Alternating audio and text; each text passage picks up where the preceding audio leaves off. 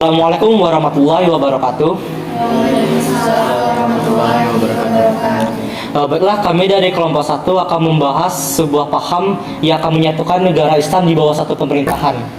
Pan Islamisme sendiri muncul pada akhir abad ke-19. Baiklah, untuk memulainya, saya Muhammad Febri Azhar sebagai moderator akan membawakan podcast kali ini. Untuk yang kita bahas kali ini, kita akan membahas latar belakangnya, perkembangannya, tokoh-tokohnya, serta pengaruhnya di Asia dan Afrika. Bila untuk materi pertama akan dibawakan oleh teman saya. Nah, seperti yang dikatakan tadi, lahirnya Pan Islamisme tidak terlepas dari kondisi bangsa Mesir yang pada saat itu mengalami permasalahan ekonomi. Ditambah banyaknya bangsa asing atau bangsa barat masuk dan ikut campur pada permasalahan ini.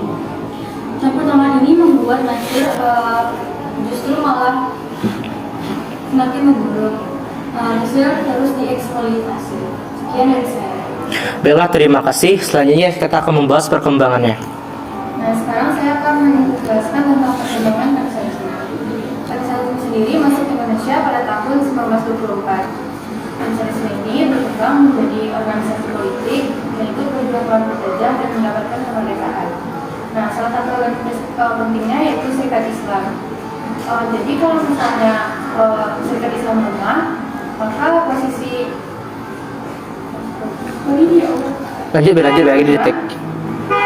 jadi posisi umat Islam di Indonesia itu melemah karena Serikat Islam itu berlatar belakang di bidang sosial dan pendidikan.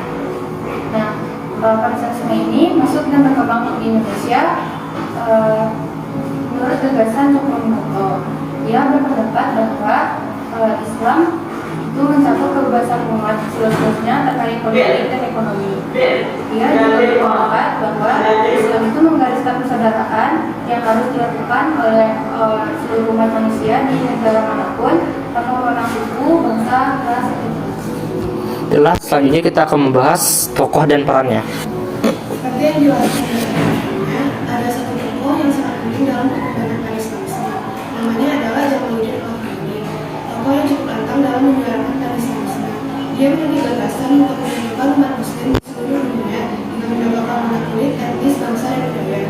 Baiklah, menurut Jamaluddin sendiri, bagaimana Islam dapat mengalami kemunduran di Mesir itu sendiri, dan apakah idenya ditentang atau disetujui oleh tokoh-tokoh lainnya? Dalam pandangan Jamaluddin, Islam mengalami kemunduran akibat berbagai faktor. Misalnya umat yang meninggalkan ajaran Islam bersifat kafir, bersifat katalis, menjauhi orang budaya, lemah dalam persaudaraan Islam, gerakan urusan bukan keadaannya, serta malaikat ilmu pengetahuan. Baginya, berbagai hal yang menimbulkan kemunduran Islam, termasuk penjajahan atas negara Islam, harus dilawan dengan saling bersatu. Ide Pan-Islamisme saat itu menetapkan dukungan hampir semua pimpinan Islam dan tokoh-tokoh intelektual. Ide Pan-Islamisme memberikan inspirasi pada munculnya negara Islam dan gerakan nasionalisme di negara Asia dan Afrika. Baiklah, untuk materi terakhir yaitu pengaruhnya di Asia Afrika akan dijelaskan oleh teman saya. Jadi pengaruh Pan-Islamisme terhadap gerakan nasionalisme Asia dan Afrika salah satunya yang pertama yaitu mendorong lahirnya gerakan nasionalisme berdasarkan solidaritas keagamaan yaitu Islam tanpa membedakan ras, suku, dan status sosial. Yang kedua, munculnya tokoh-tokoh pembaruan Islam di berbagai negara Asia dan Afrika yang akan dibacakan oleh aku. Lalu di Indonesia sendiri, Pan-Islamisme mampu membangkitkan bangsa Indonesia dari belenggu penjajahan bangsa asing. Lalu di Mesir,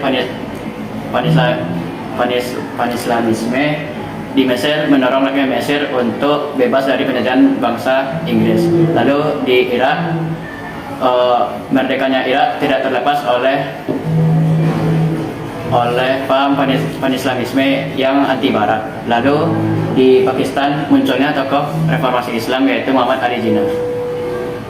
Lalu di kawasan Timur Tengah itu dia yang merdeka pada tahun 1951, lalu dilanjutkan dengan negara Sudan dan Maroko yang merdeka pada tahun 1956, lalu dilanjutkan dengan negara Aljazair, Yaman dan Uni Emirat Arab yang merdeka pada tahun 1962. Selesai? Ya, itu adalah beberapa pembahasan dari kami tentang pan-islamisme. Pan-islamisme sendiri muncul untuk gagasan pan-islamisme sendiri muncul untuk menyatukan seluruh negara Islam di bawah satu pemerintahan. Bila kami terlepas dari kesalahan, bila ada kesalahan mohon dimaafkan. Assalamualaikum warahmatullahi wabarakatuh.